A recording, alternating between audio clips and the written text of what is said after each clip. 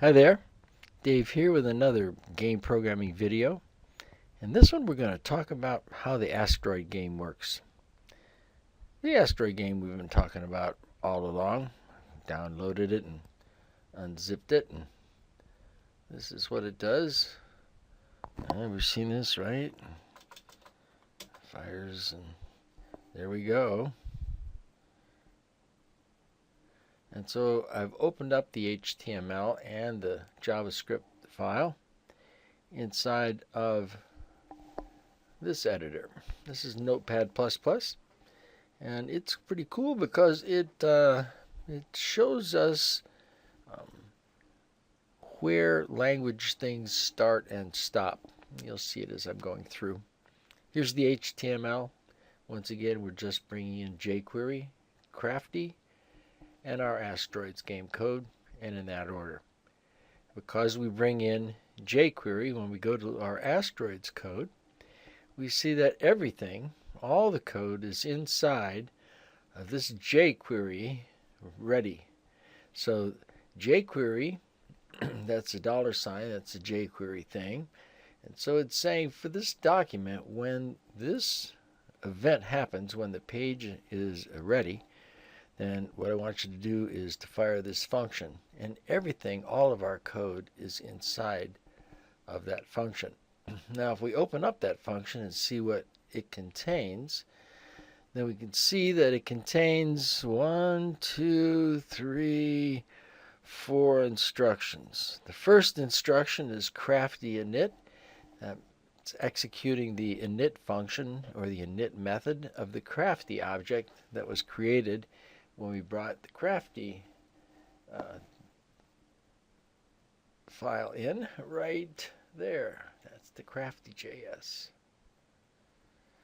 And that crafty object, when we performed its init, produced a canvas. And then we went ahead and executed the init function, the init method, for that canvas object. Then the third thing we did out of 4 is we did this crafty load. And look, the load goes all the way from, see where that's red highlighted, all the way here. So the next instruction is this load. The first parameter into the load passes in an array of strings telling us about the images. The next parameter that's passed in is going to be a function. And this is the function that's going to get executed. And the function that's going to get executed starts here and goes all the way down to here. And that function that's going to get executed when that load happens is going to, first of all, execute the sprite function of the crafty object, saying that the size of our images is 64-bit, and we're going to get our sprites out of that file, and we're going to slice it up so that the ship is the first hunk, and then the asteroid big is in the second hunk over. The third hunk over, which is number 2, has got the medium, and then the last hunk over has got the small. And then after we have those objects, those images, those sprites, those physical representations that everybody's going to see, then we go ahead and we execute the scene. And that says, go ahead and fire off the main scene. So inside of the load, after we've done the sprite, we fire off the main scene, then we're done with the load. So this firing of the scene is the second thing that we do inside of load. And the scene, which is closed up now, that's why the plus is here, and we can take a look at it. But that's everything they were doing. So after we've got this stuff built, the images built, then we go ahead and do the scene. So let's go ahead and see what main scene is made up of. Well, first of all, we set the background image. Then we have this little box where we keep the score. You remember the score? That was white. And so the components that we're using are the 2D, the DOM, and the text. And we set the text to score:0. That's a string, right? And then we set some attributes, and those attributes have to do with the text. It has to do with the x, and so our x we're saying is equal to the width of the viewport minus 300. So it's going to be over on the right-hand side. The y is going to be the height of the viewport minus 50, so it's going to be pretty high. And then its width and height are 250. So again, once again, we're stating the 4 positions that we have to for all graphics. There's the left, which is X. There's the top, which is Y. There is the width, which is 200, and the height. And then we go ahead and set its color.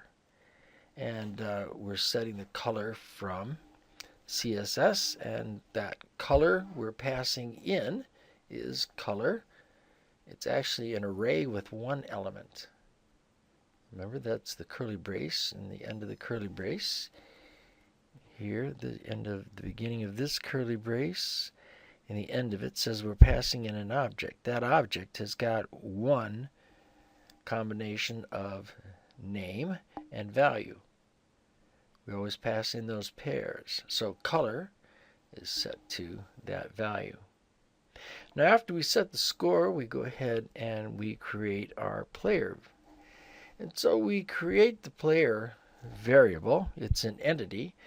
Now we're going to get a reference to that entity that's going to be produced and kept inside of Crafty also. But we also are going to get a reference to it, and it's going to be called player.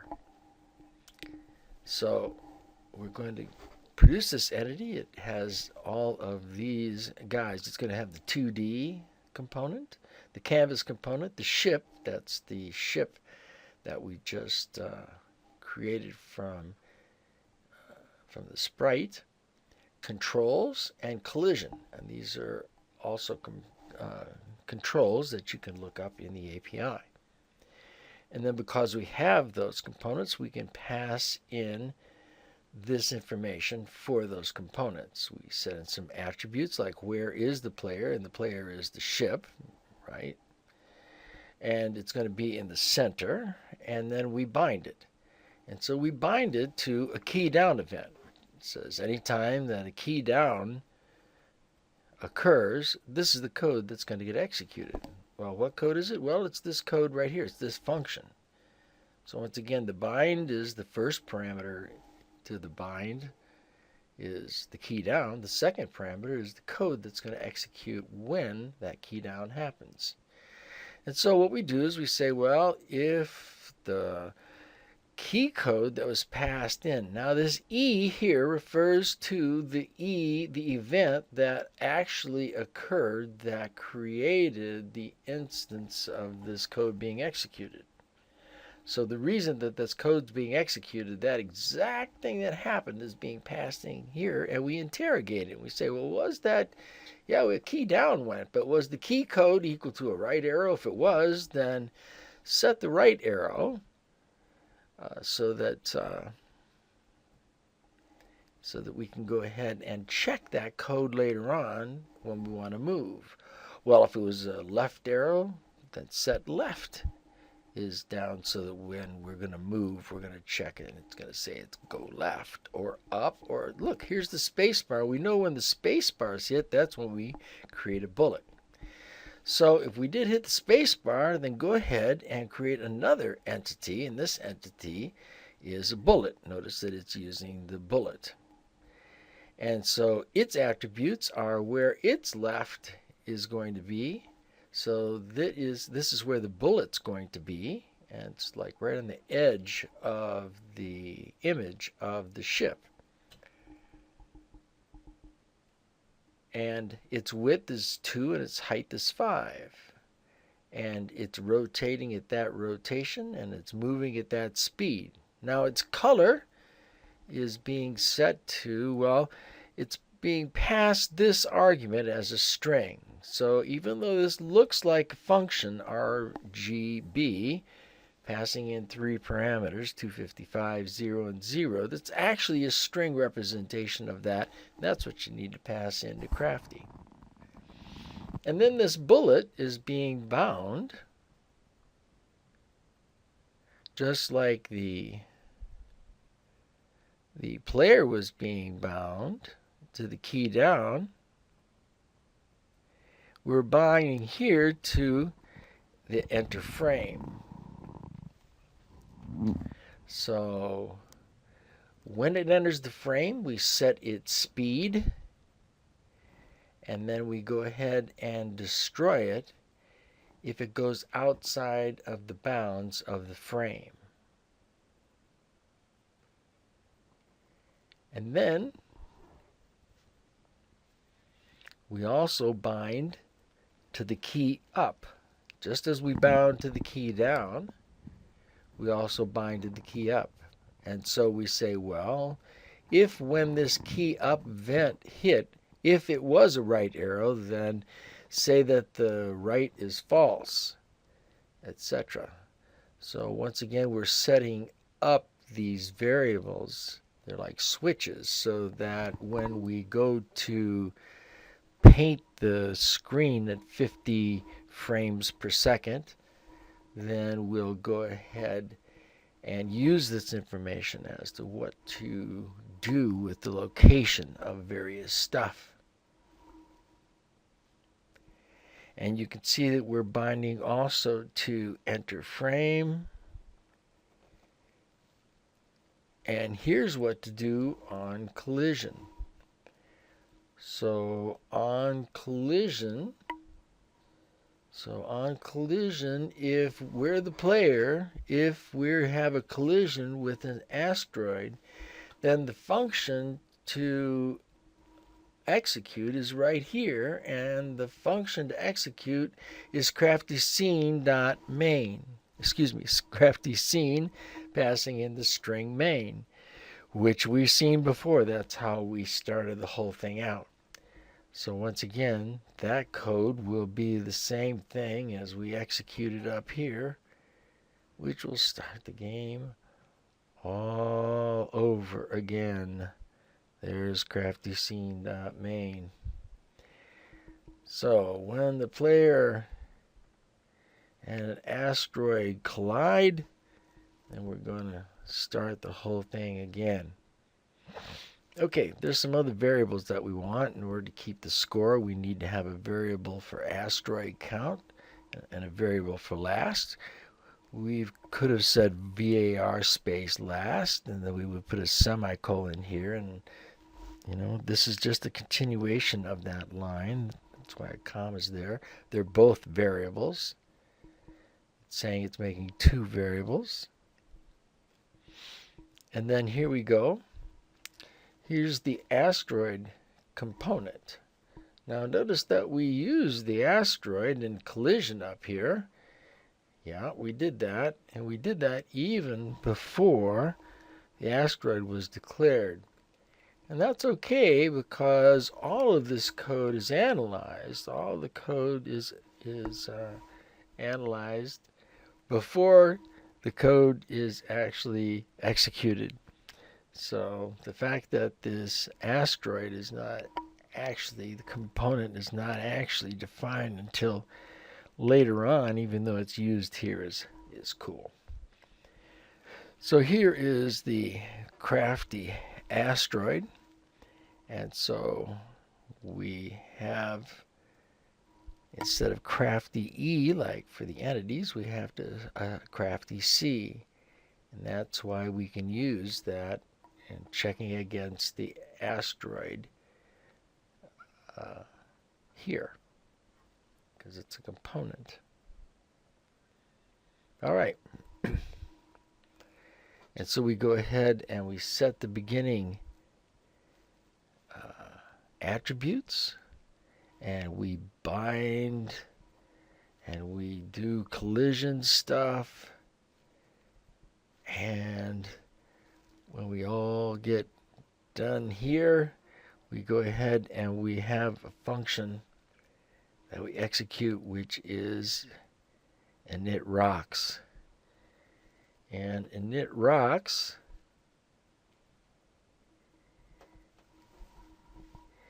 is the function that is actually getting executed down here. So if you look at the code up here, you'd see this is a function and the one up above is a function, but this is the actual execution down here. So the last thing that we do is to init rocks, and we're going to initiate between 1 and 10 rocks. So if you want a lot more, you could make it a lot more, but this will make a minimum of 1 and most of 10. It's some random number between those. So we're going to do init rocks. Well, there's init rocks, right? There's the lower and there's the upper. And so we have some variable called rocks. And so that's going to be equal to the number that we're actually going to create. And we set that number to the asteroid count and to the last count. And then we go ahead and set up a loop here. And that says for make a variable called I and set it equal to 0. So as long as I is less than rocks, and remember, rocks here was set equal to that random number, but it's really a number by the time rocks is set, someplace between 1 and 10. And so it's going to actually create that number of entities. That says as long as I is less than the number of rocks, then do this, and at the bottom of the loop, increment I by 1. I++ says increment, add 1 to I. And so if the number of rocks that was generated was 3, for instance, then it would do this 3 times. It would set I equal to 0, and it would do it the first time because I is less than 3 the first time, and then it would increment I so it was 1, and 1 is less than 3, and 2 is less than 3, but 3 is not less than 3, so it wouldn't do it the 4th time. It would only do it 3 times. And what it's going to do is it's going to create a new entity. And remember, each one of those entities has a location, and that location is a random location. And so here we are creating a 2D DOM, this is going to be a big one. Okay, and so there we go. So that's how we're creating the initial asteroids, and they have a speed and all these things, and that's how they get going. And if they hit our player, we know what happens. We start the game over again. So there is an introduction to understanding how the Asteroids game works. Take care.